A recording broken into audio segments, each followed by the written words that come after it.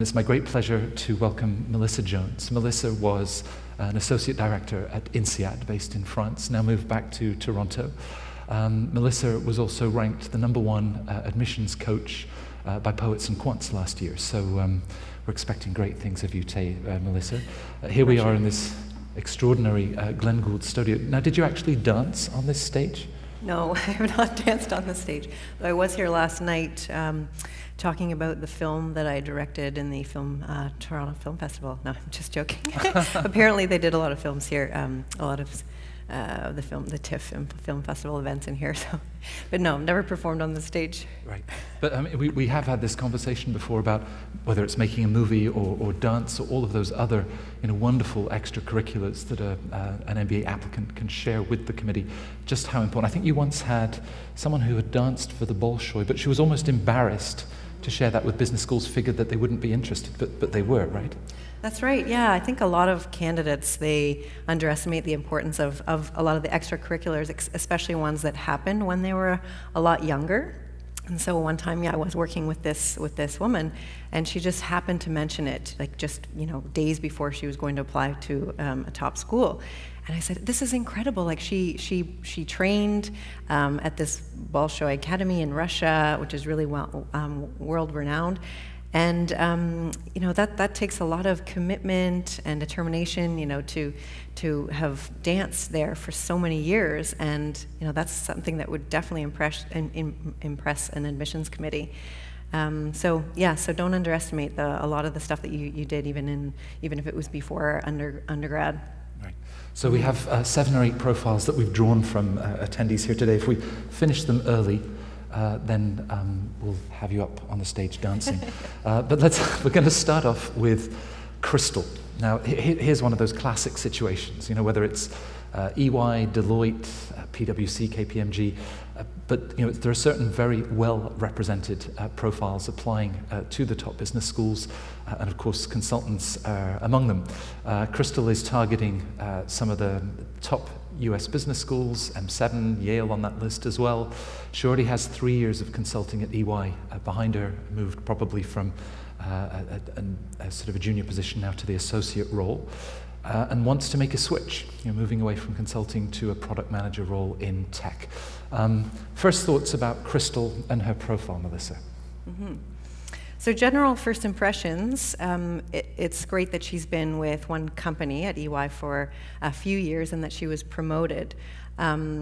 So that's also some people, they underestimate the importance of this career progression that they fail to put on their resume, for example. They might just put associate and then the years that they were working there, but it's really important to show your position before and that you were actually promoted with that company. So that would be a nice asset to this profile. In terms of academics, so clearly she's got a strong GPA, 3.7 from a great university at U of T. Her GMAT is fairly strong. The 710 overall score is great. What I would look at is the quantitative part of the exam. She had the 65th percentile. Now for HBS, stand for some of those top schools, it's really quite competitive, as you know. So, you really want to we would want to make sure that that she could keep up with the quantitative size of the business program, that she was able to keep up. So, but looking at the GRE, they do ask you in your application form if you've taken a test several times, and that report will show up. So clearly on the GRE, her quant score was a bit higher, so that will show a nice balance that she will be able to keep up with the academic rigor of the program. So just on that point of which test she might put in front of the schools, Harvard's incoming class that they announced last week, I think 15% had been admitted with the GRE. Yale, that figure was as high as 25%. So the GRE has really emerged as an alternative. And as you said, in a competitive pool, she might be better served with a more competitive and certainly a higher percentile in her GRE quant. That's and right, go with that. Yeah. Okay. Now, in terms of, we have a certified wedding planner who is with us here at the festival today, so I couldn't resist fitting this into the volunteer section. When you have those perhaps less typical roles, a part-time position that you might have, an interesting startup. How do you, for someone from a well-represented pool, the importance of weaving that into the narrative? What are your thoughts on that? Absolutely. I love the fact that she is a certified wedding planner. It's definitely unique. Anything that kind of stands out in an application is a bonus. So you would remember that, and it's great that she would have the time outside of a demanding career. I know consulting roles, you're working 60, 80, whatever hours a week. So to do something like that outside of work is quite impressive. As long as she can kind of speak to, what she's like, is this her own company? How many weddings does she plan in a year? So trying to give the admissions committee a sense of how active she does this. Is it just once a year? Is it several times a year? So the more details that you can give about this extracurricular, the better. Right. Now, of course, recommenders in this pool are essential, not only to identify outstanding performance, but perhaps insights and perspectives on, what makes Crystal tick and her value system, all of those things that matter to the schools. She's going with an HBS alum. Presumably there's an upside of when you approach someone that's been to business school, that they know this routine. Is there any downside, given that she's also applying to schools like Stanford and Kellogg? Yeah, it's a good question.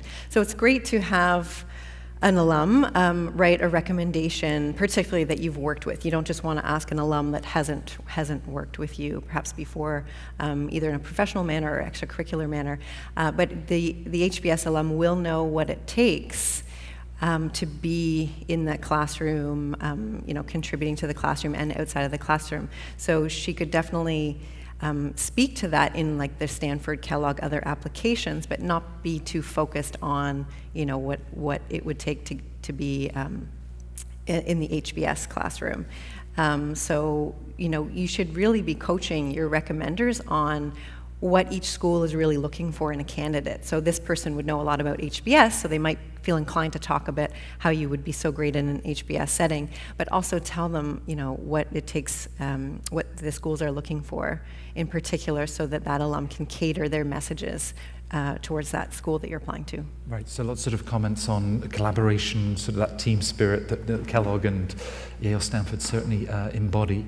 Also then looking at a client. Now, I think that Crystal's going to struggle. I think she needs to drop the GMAT score and go with the GRE. Yes. I think that Stanford handpicks, and out of 8,200 applicants and only 418 places that come from 315 institutions. So they're only taking one or two from EY every year. But the wedding planner, outstanding performance. If the recommender really comes in with a strong endorsement, her chances across some of those top 10 schools, you think she's in with a chance? The first thing I would think is that she may need a few more years of experience too. So having just 3 years of full-time work experience is a little bit on the lower end of the spectrum. A lot of the schools, they're looking at, 6 years is the average, 6 or 7 years. So might consider either postponing, for another year or two, or make sure that you're applying to some other safety schools that aren't as competitive. Right. So if she's got a great year ahead of her at EY, leverage that, apply next year at least, right. and with the GRE. Okay, so there's Crystal. Now we have Jake, who is, let's see, well, he's the pilot on this one from the Canadian Armed Officer. In fact, I think Ingrid has thrown this one in, so we didn't get the chance to prep on this one. Looking at Darden, one of the schools that is with us, and the Dean will be speaking later on, and his career transition. Of course, many people look to make the triple jump in sector, in function, and in geography through business school, but he's still keeping that sort of armed services background as he looks at aerospace and the defense industry. So there's obviously a tie there. Came from another great local school at Ivy, strong data points. GMAT, that's gonna be a problem. So when people talk about making that sort of career transition from that current position in the armed forces, he's got his background at Accenture. Could you see him then, would that message come across well to a school like Darden with the way he sees himself after business school?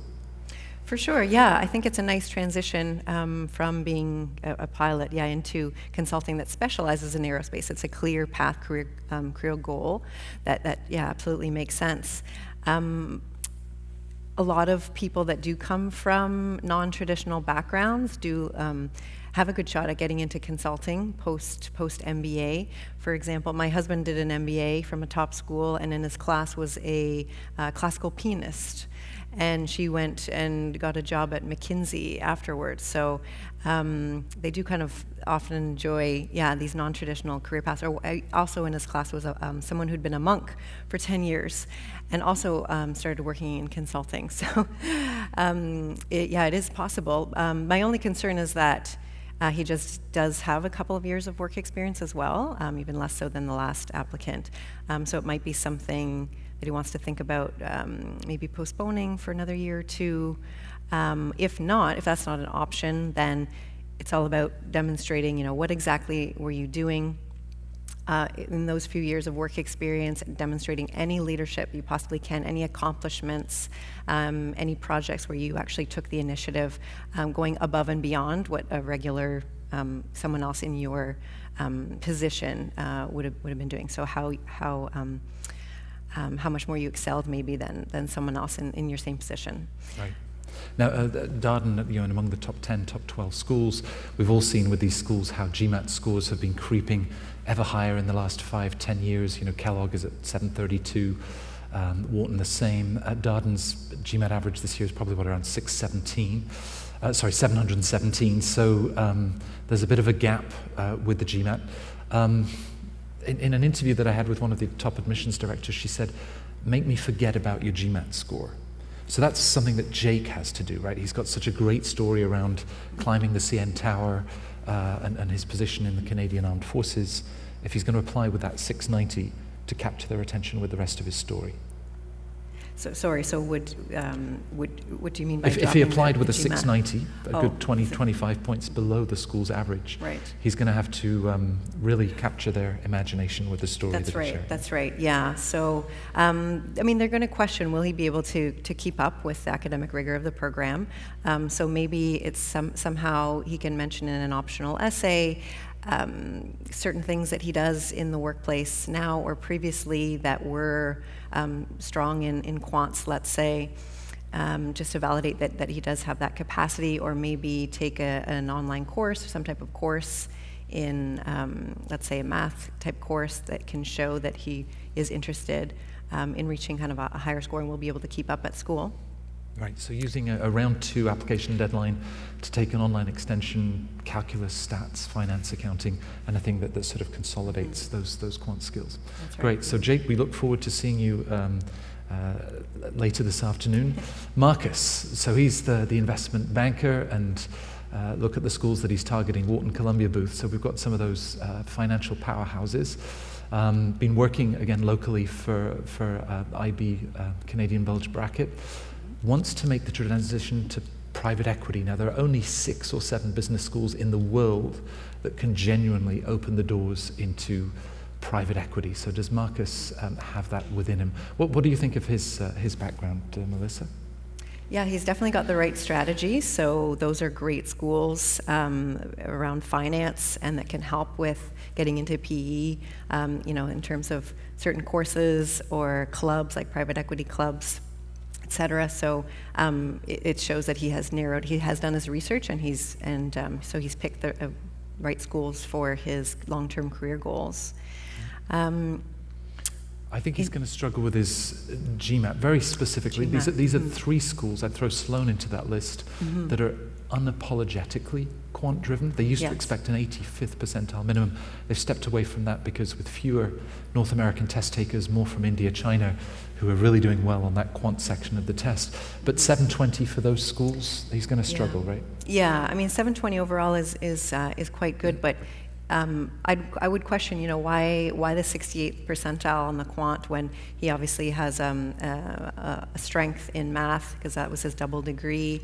Right. He's been in finance. But the admissions committee were all people too.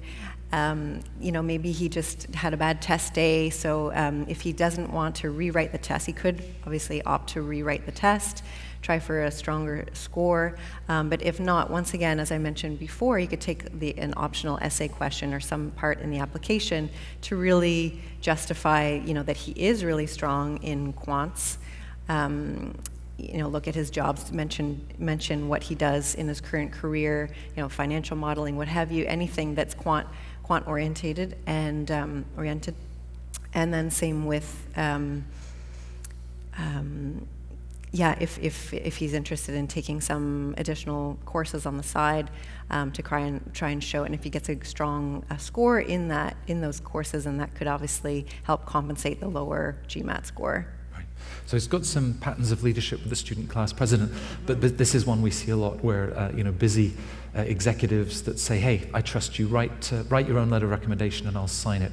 It's not easy. Well, beyond whether it's appropriate, but it's not even easy to write your own letter of recommendation. What is your advice when faced with something like this?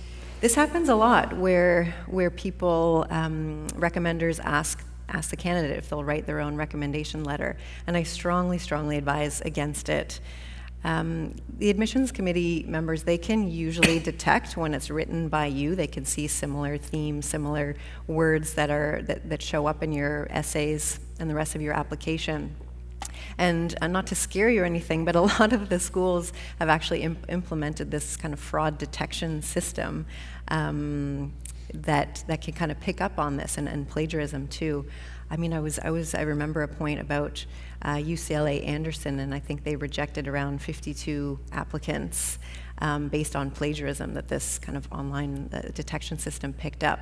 Not to say that that was necessarily just in the recommendation letters, but just to be really careful of that kind of thing. So what I would advise is if they ask you to write your recommendation letter, before you say yes, ask, say, well, I'd love to, maybe I could draft something for you, giving them an outline, just bullet points, reminding them of your strengths, reminding them of certain projects that you might have worked on, because they may not remember everything about you as much as you may remember about yourself. So if you can kind of draft that for them and then have them put it in their own words, that would be the optimal route to go. Right, and at that point well made also, in investment banking and other, it's every chance is that this boss has written several letters of recommendation, the temptation to go back and copy that. So it's not just the world that wants to find out who writes op-eds for the New York Times these days. The schools, will look at that writing style and catch up on anything that they think is suspicious. So Marcus, going to have to take your GMAT again, I think, even with a 720, given the schools and really sit down with your boss, provide him or her with the sort of bullet points and templates that you were describing. Zane, the family business, plenty of individuals that aren't necessarily in that formal corporate structure, looking at some of the local schools, looking at INSEAD and IE in Madrid, jumped around a bit in the early stages of her career, working for 3 different agencies in a 2-year period, and then involved now in the Canadian office of the family business. What strikes you about Zane and her background? Mm-hmm. Yeah, I think Zane has picked some schools that definitely make sense for his profile. So considering that the office is in Canada, it makes sense to go to Canadian school, but also look at some international schools, since it is, they're hoping to take a leadership role in the family business abroad. In terms of the, jumping around from different marketing agencies, a lot of people do jump around in their career, and admissions, they get that. But you kind of want to, if you have an opportunity to mention exactly, why you bounced around, maybe once again using the optional essay, if there's a specific reason. But it does look like, with considering you're at the family business for the last 3 years, that's something that maybe resonates a bit more with you than working for a marketing agency. And clearly this person wants to grow the family business, so it's a nice, clear path. These schools will love, all schools, they love entrepreneurship and family business people, so that looks great. Yeah, and I think we have this point in Los Angeles where people in the film industry, where often it's only a 6-month project with the next film and they keep moving on. Right. Maybe if she was picking up digital marketing skills in a later role, and that was something that she really wanted to develop, but as you said, explain the sort of evolution and why she would have made those several moves. It's not just Harvard and INSEAD, as you said, family businesses. Schools I think recognize that certainly across Latin America, Asia, it's the core of the economy. And she's obviously going to have this opportunity for a leadership role. So would they find that reassuring, that that family business kind of more or less guarantees where Zane might find herself coming out of school? Yeah, that's right. Yeah, if you've got this plan to already go back to the family business, that's reassuring for them that because you have bounced around a lot, and let's say you wanted, to work in a totally different field, they might think, oh, are we going to be able to help this person get a career elsewhere? So it's nice to see, that you've got this work experience for the family business and then want to go back to it. So she was obviously busy with the Toronto Film Festival. Yes. Her father as a possible recommender. What are the pitfalls with that one? Or even a boss from 3 years ago. I mean, presumably you need to remind that boss of what made you special. That's right, yeah. You clearly do want to use, I would say, somebody from your previous profession, not just two people from the family business. So as he said, definitely helping to draft some points for this person to remind them of what you worked on and any accomplishments you may have had. For using your father, really any relative in that case, you kind of want to shy away from that, as obviously they can be a bit biased. So you probably would want to look into if there's any clients you can use, a supplier, that kind of thing that has an outsider perspective. Right, it's not even that her father just has good things to say. He takes this opportunity to tell the admissions office what he's been telling us since she was a ruly adolescent, right? So that's right. Okay, so Zane, that international dimension certainly going to appeal. Strong chances, good profile. And in terms of the extracurricular, so they were a volunteer at the Toronto Film Festival. That's great if you've got some volunteer work, but in what capacity have you been volunteering? Were you just, handing out, collecting tickets? Which is great, but it's not what admissions committee may impress an admissions committee. So how involved were you? Were you organizing a specific event? What kind of leadership role did you demonstrate? Were you dealing with a lot of people? Were you using your social skills, interpersonal skills? So those kinds of things. So the more details that you can give about any extracurricular volunteer work, the better. Right. Now, of course, all of you have the chance, those that are with us this afternoon, to share your profiles and talk with Melissa. The tech guru, this is Akash, and again, another well-represented profile in the business school pool. And in fact, Akash applied to the M7 last year without success. So now he's sort of opened up some of the schools in that sort of top 15 range, all world-class business schools. Studied at one of the prestigious IITs, in this case in Delhi, and then did a master's here at Queen's, so great academic background. A GMAT score about 710. I don't want to make all of these discussions about GMAT scores, but surely the Indian male engineer applying with those kind of scores really has to deliver a higher score, right? That's right, yeah. One of the most competitive applicant pools are Indian applicants with an engineering background, and in that case, if you are going for a top school, an M7 school, the GMAT score really does need to be quite high, so even higher than his terrific score at 710. But he's made a smart decision to maybe not reapply to those M7 schools and targeting some schools that are a bit less competitive, so his GMAT score actually might be fine for those schools. Yeah, even then, they can rely on that Indian pool, I guess, to boost overall scores. The point you made about the Toronto Film Festival presumably is similar. A volunteer at the blood bank, it's not even clear if that's just giving blood or just providing the admissions office with more substance, right, to understand the role you've had. Exactly.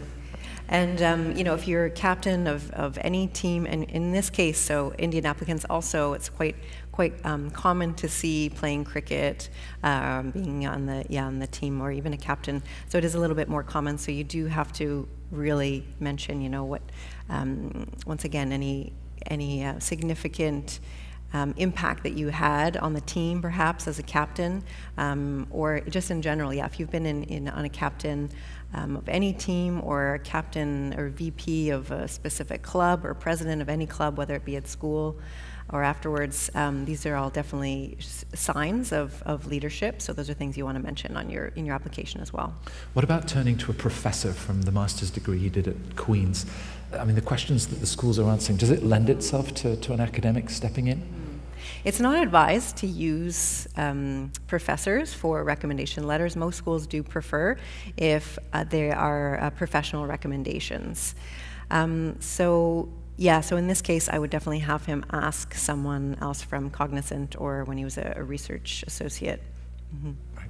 So I'm going to put a number on it. I think unless Akash can get a GMAT above 740 in that pool, he's going to struggle at the Dukes and the Dardens and the Michigan Rosses. Otherwise, I think a great profile with the chance of reapplying to be truly competitive. Okay, Daniel. Daniel is Mr. Energy. Why is he so energetic? Well, he's looking at schools, of course, that have a great reputation in renewables, transforming industry. He's got 8 years at Schlumberger, one of the big players in the energy sector. I'm guessing if it was UAE and Venezuela, his focus was on oil and gas, and now making this switch to renewables. He talked about becoming a consultant, but he came out of school 9 years ago. So let's assume that Daniel is early 30s. He's got great data points with a 770 GMAT, but how is he going to reassure these schools applying? At any point, it's for someone in their early 30s applying to school. Yeah, it's there's definitely a lot of candidates in the programs that are around the 30-year mark. It's not obviously the average. So in this case, yeah, you really need to show that why do you want an MBA at this point? Why the switch? Do you feel like you really need it? Are you making a major career change? Often the admissions committee will wonder, if will we be able to find employment for this person afterwards if they have so many years of experience? Are they really, kind of set in their ways? A lot of consulting companies like to hire the younger, more energetic people that just have a few years of work experience because they like to kind of mold them into the organization. So you really, if you're 30 plus, you really have to make a strong case as to how your experiences will really help you get to your long-term career goals and why you need that MBA program. Right, so London Business School is going to, I think the European schools perhaps appreciate even more the international dimension, the time he spent in the Gulf, the time he spent in Latin America. Your point about, a McKinsey filling sort of level 2 associate positions, so that would be tough unless there's a niche in energy. Exactly. Maybe. Yeah. So maybe he wants to target, and mentioning this in your applications, that you want to target kind of a niche like boutique firm that specializes in energy or renewables. Right. Should Daniel actually be sharing a different message in his application? Get into these schools. I mean, with the networks that they have, the career services resources they have. If he then wants to go for the career in consultancy, they will support him. But might he be better talking about staying in the industry rather than sort of consulting? Yeah, that's also a very good point. So yeah, going back into the same industry that he's been, but wants to pursue an MBA to gain more leadership skills because he sees himself becoming into a senior management role within Schlumberger or a similar firm. Right. Final one, and we see this in oil and gas, we see this in certain areas of engineering when there is no tradition of people going back to business school, and in this case Daniel's boss doesn't believe in the MBA. Does he look for someone else, or do they need to have a conversation that at least reassures him the boss believes in him and can overcome the apprehensions they have about business school? I wouldn't advise that you use this boss if they don't support the MBA. So I'm hoping that over the 8 years you did have someone else that worked closely with you. Even if too many people focus on such a senior title, so even if you did work with someone, it's okay to use someone that's not CEO or a VP, maybe just at the same level as you or one level higher. It's okay to use them as long as they know you extremely well and can speak to your strengths, your weaknesses, how they see you as a future leader, and speak to many of the accomplishments that you achieved in your career. Right, so we described Daniel as Mr. Energy. He needs to show that energy to these 3 schools. Stanford is a stretch for everyone. He's got the numbers, but perhaps the sort of post-MBA career narrative and a different recommender to then sort of lock in to the schools. Yeah, I could see LBS thinking he was outstanding, and possibly Haas as well. So Daniel, good luck with that. Kerry. Kerry's on the other end of the scale. Kerry is looking at applying to school in a couple of years' time because she graduated this summer from HEC Montréal, did very well, 3.8 GPA, and already looks like girls run for the world in Montreal, so some great sort of engagement during her time in school. So if she's looking at business school in sort of the next couple of years, how can she kind of plan ahead, recommenders or things that she needs to do, got to take a test? What would you be advice to Kerry? Sure, yeah, so if in your current job, you really want to, you don't obviously have to tell any employer that you'd like to pursue an MBA in a few years, but at least start asking, if there's anything where you can go above and beyond your regular roles and responsibilities. So are there any leadership initiatives you could lead? Are there any assignments that you can take abroad? Are there any kind of extracurricular events that you can get involved with? A lot of organizations do a lot of not-for-profit work or organize such events. So maybe you want to take the lead and organize such things. And also in terms of your recommenders, as I said, you don't want to tell them at this point, but start kind of being able to communicate well with your superiors in terms of where you're at, and looking at how well you work in teams.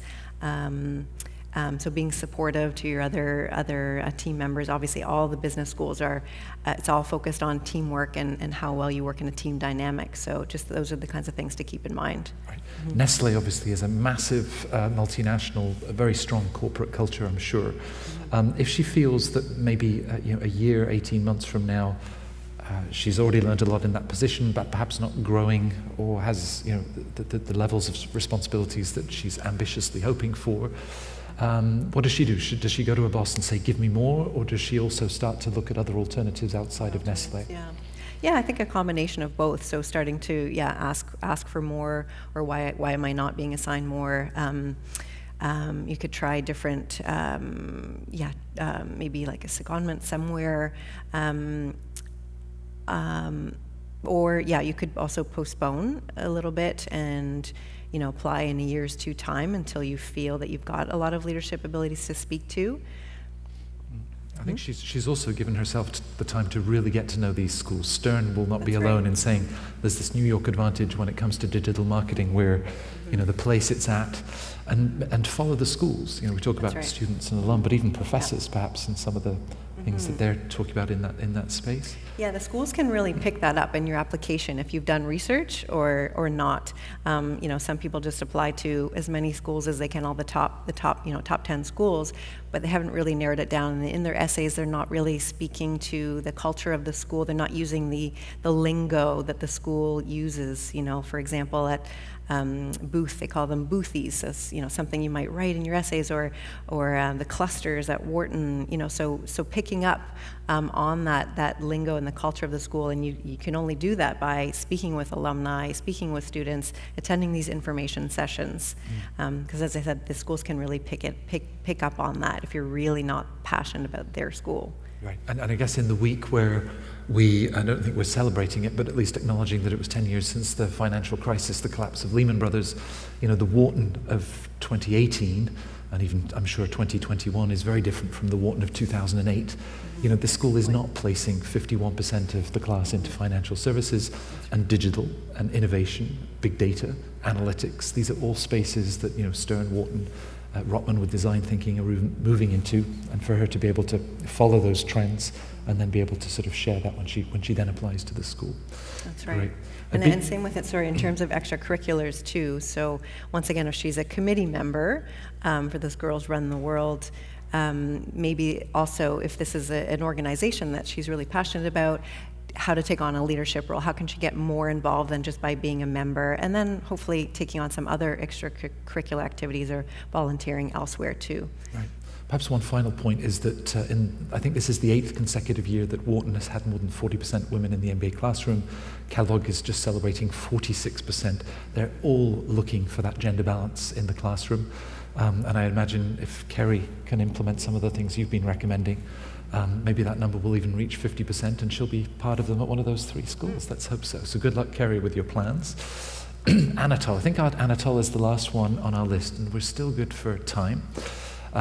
He's applying in a year, but not quite sure where he's applying. Top 10, which is very vague. It speaks to your point. Yeah. So he needs to spend some time narrowing down his choices. I hope that CentreCourt will be useful for that. moving ahead in his career at Wachovia, and fintech, one of those hot, sexy sort of subjects that business schools are now so engaged in. What do you see and like in Anatol's background? So yeah, just to repeat what I said for the last candidate, top 10 schools. So which one? Why? Like why the top 10? Maybe he wants to, if he's interested in fintech, kind of looking at the schools that have a lot of focus in that industry.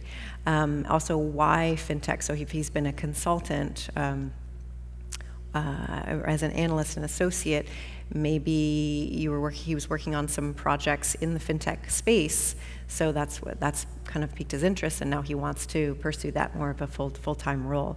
So we really want to indicate exactly why that route. And what now else you're going to like the fact that he played hockey. Yes. but again, I mean, extracurriculars, 5,000 kilometers, that's presumably the entire Great Wall of China. That's a huge accomplishment. What are we trying to then convey? Is it resistance, determination? I mean, again, how do we use an extracurricular to show certain qualities that would shine in the eyes of the admissions office? Yeah, I mean, that's something like that is really unique. It's not something you read every day in an application. So exactly to your point, it shows determination, it shows commitment. Maybe he trained for that, so that's something to mention as well. Why China? Was there an interest in China? Has he done similar kinds of things, or will he be doing something similar in a different country? And the 4 years of the university hockey, that's terrific. Also shows, besides being athletic, also determined. It takes a big commitment to be playing sports for the 4 years of university, but also keeping up with your academics. So I'd actually look at his GPA 3.4 and wonder, okay, it's not the highest GPA, but I would think, okay, well, he did play university. Maybe it was hard for him to keep up with some of the academics, and that's fine. So as long as you can kind of mention that. If you do have some type of reason why a GPA might be lower, maybe it wasn't sports varsity team, but maybe there were some health concerns or what have you. So as long as you can speak about that in an optional essay as to why your GPA might be low, and then you can, if you have a strong GMAT, in this case he hasn't taken the GMAT, it looks like, but as long as you can balance out with a strong GMAT, if you have a low GPA, then that will show that you'll be able to handle the rigor of the program. So the average GPA for a top 10 school goes from about 3.55 to 3.75 out in Palo Alto. He's got a 3.4. When you were in the admissions office, I mean, are you looking at a transcript and looking at sort of grades in freshman year and how that evolved, hopefully sloped upwards towards senior year? Is it better for GPA to end on a high if you had a difficult first or second year sort of acclimatizing to university? That's right, yeah, it does look good, of course, if you have excelled over the years. As you said, I mean, it's a big shock for a lot of people starting out at university. You're trying to find your way. So yes, that they will look at the different grades over the years, and if you've been on the dean's list or just have distinction or honors awards. Great. Well, I think that brings us to the last slide. Of course, we'll be doing more of these committee sessions in Washington, D.C. on Thursday, September 20th, and then in New York on September 22nd. I hope you can join us for that. We also have a masterclass. We have one of the top professors from Harvard Business School that will be with us in New York. So if you want to test drive the Harvard MBA, that will be a chance to do so. Either come and see us or follow the live stream. Melissa, thanks for all of these insights. I'm sure you'll have plenty of questions from the audience and reaching out. It was great to do the session with you. Thanks for having me.